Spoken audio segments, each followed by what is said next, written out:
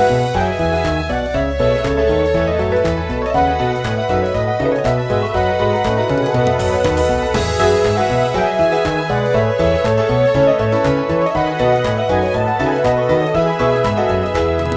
and thank you for listening to The Bo's Nose, a podcast about QI Roberts Jr. Senior High School in Putnam County, Florida. I'm your host, Mr. Bose, and today we'll be talking with guests from our debate team. Welcome and thank you for joining me today. Please introduce yourselves to our listeners. Hey, I'm Grant Porch. Hi, I'm Nyla Owens. We are both part of the Debate team at QI Roberts. Great. So, podcast starts with the same questions. What's your favorite subject or topic in school and why? Right now, mine has to be classical studies, not only because I just competed with a speech about it, but it's also super interesting. And we just had a very fun movie that we just filmed based off of a Greek tragedy. Mine has to be literature. I'm really liking it right now. Right now, we're in the theatrics portion of it, which is very interesting. We just finished looking at Cat on a Hot Tin Roof. Very cool. Next question. Favorite QI story or tradition? I guess my favorite story, this is kind of sad, but when we went for spring break, like the year before the incident, by the incident I mean Rona, we just all left thinking we were going to go spring break and then come back, and then we just didn't. My favorite, well, it's not quite a tradition yet, but hopefully it becomes one, was the flash mob that we did to Thriller at the latest pep rally. At the past pep rally for homecoming. Very funny. We were going to do it again for the winter pep rally, but none of us had time. So that got X-nayed, but hopefully for the next one. Very cool. I will say the Thriller Minions thing was pretty cool with the fall pep rally. Oh yeah, and Minions costumes. That was icing on the cake. So next question, if you could have coffee with anyone dead or alive, who would it be and why? So I had to think about this answer, but I would have to say Dido of Carthage. She was a Carthian queen who ended up going crazy over a guy and killing herself. And I ended up having to research a lot about her because she was part of my speech. So after doing so much digging about her and her character, it would be cool to see what she has to say about it. My answer would probably be Marilyn Monroe. And that seems kind of out there, but I feel like because she was in the entertainment world, but also she had dealings, allegedly, with the president, and she was kind of in the political scene, I feel like she would have a lot of secrets to offer over coffee. So I feel like that would be really interesting. Some great cups of coffee there. Last question I have before we dive into talking about the debate team. Quality, integrity, respect. Which one and why? I always like integrity because I feel like no matter what you do, it should always be integral to you and your character. And I feel like even if you do something that's kind of outlandish and crazy, as long as it aligns with you, I think it's all right.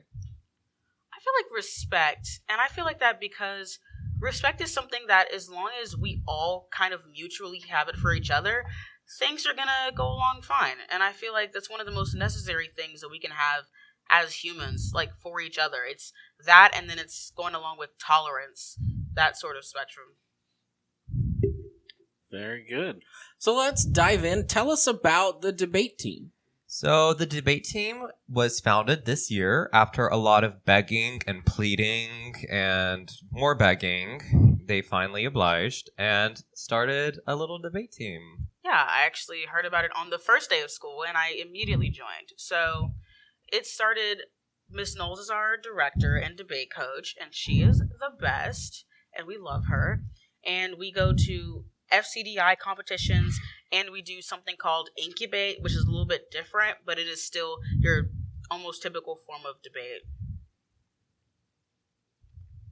Right? Why did the two of you kind of talked about it, but why did the two of you join the team? So my granddad originally was a national title holder for debate. He wrote speeches all over the world and competed and so much for it. And just hearing him talk about his experiences and the scholarship opportunities he got from debate really intrigued me and made me want to be part of it. And I've always liked public speaking. I've always liked, having a little edge. And I feel debate really well rounds a person. For me, I didn't have any lawyers in my family, but I do want to be a lawyer in the future, and this will definitely help with that, especially the debate aspect of it, because it's speech and debate, but I do kind of both, and I feel like they'll both help me in my future career. Very good. So why should other students want to join the debate team? So, honestly, the best thing you get from a debate is just confidence in your voice and being able to publicly speak. And even if you don't always know what you're talking about, just having the voice and persona to get through it and make people believe you know what you're talking about is really what it's all about. Because most of the time we don't. And most of the time some of the statistics that we're giving is bogus. Definitely. But if you say it with a confident voice and a straight face, you got you. I feel like another part of that is just as far as extracurriculars goes, it's fun.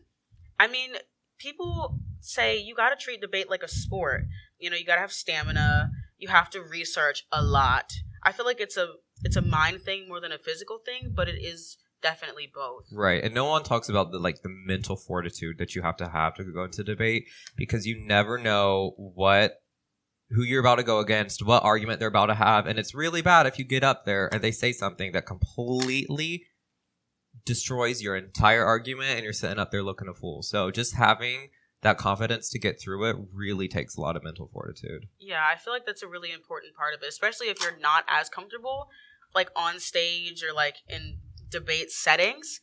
I feel like it can really help you prepare for future endeavors as far as college and being out into the real world, per se. So why don't you tell our listeners a little bit about, you mentioned speech and debate. So why don't you tell them a little bit about what the two different competitions are and kind of what those look like? Okay, so this speech and debate is more of the FCDI layout, which is the Florida Civics and Debate Institute. It's when you think of speech and debate, this is what you'd think of. There's lots of different competitions, very formatted.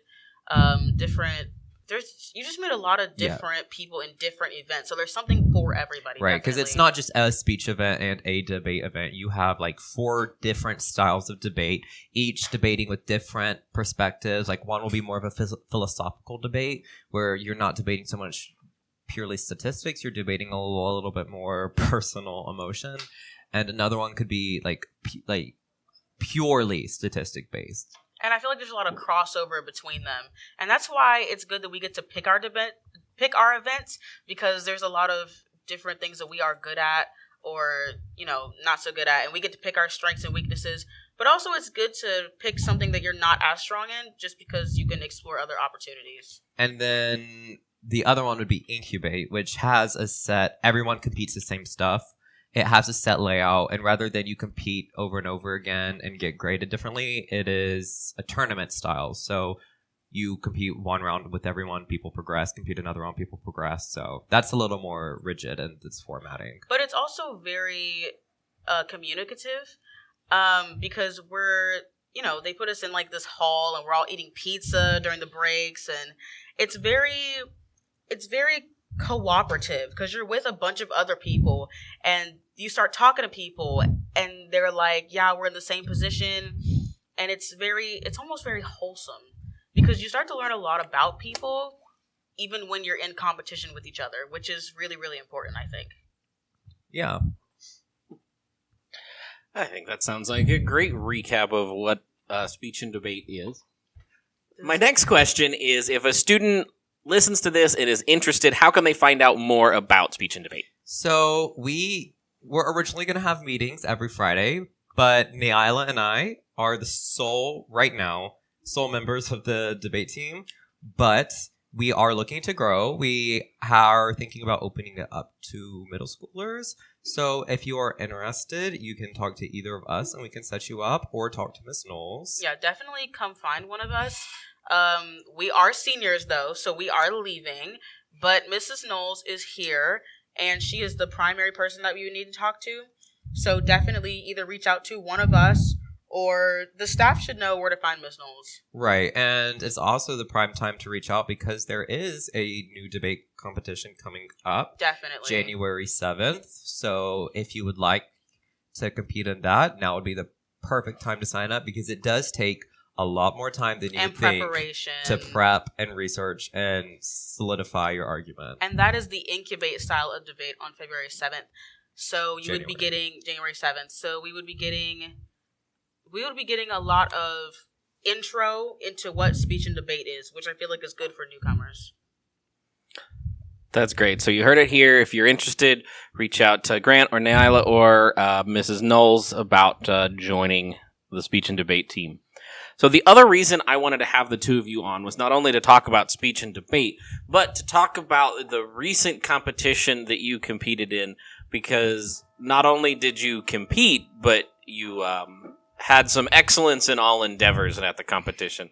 So why don't you tell us a little bit about that? Yes, so Nyala and I competed in two separate categories so we could optimize our placements. I competed in the informative speech, which is a 10-minute speech with the informative style and nature. And luckily... I did original oratory, which was a little bit more of a argumentative verbal essay, which is kind of on the debate side of speech and debate. And I had very extreme luck and had very nice judges, and thankfully I won my category, which was very nice. Being the first FCDI competition I competed in, it was nice to leave with the first place trophy. It's a commitment, definitely. It's an all day thing. So we got there at like early in the morning, and then we left like around 2-3 o'clock. And Nayla's gonna play Miss Humble, but Nayla thankfully placed second out of 25 schools, which was a huge deal. The two of us, two from QI walked home with 2 placements, which is very nice. Alrighty, so I would love to keep our conversation going, but I believe that bell that our listeners might have heard is time for us to wrap up our conversation. So thank you for joining me. Before I let you go, do you have any quick media recommendations for our listeners, things they should check out? Researching your next sources for upcoming debates. That is the only media we are partaking in right now, is prepping for speeches and debating and arguing. Fun stuff. Alrighty. Thank you for being here. Listeners, if you like the podcast, please be sure to subscribe so you can catch future episodes, and be sure to give QI Roberts Student Government a follow on Facebook and Instagram to stay up to date on future episodes and happenings around QI.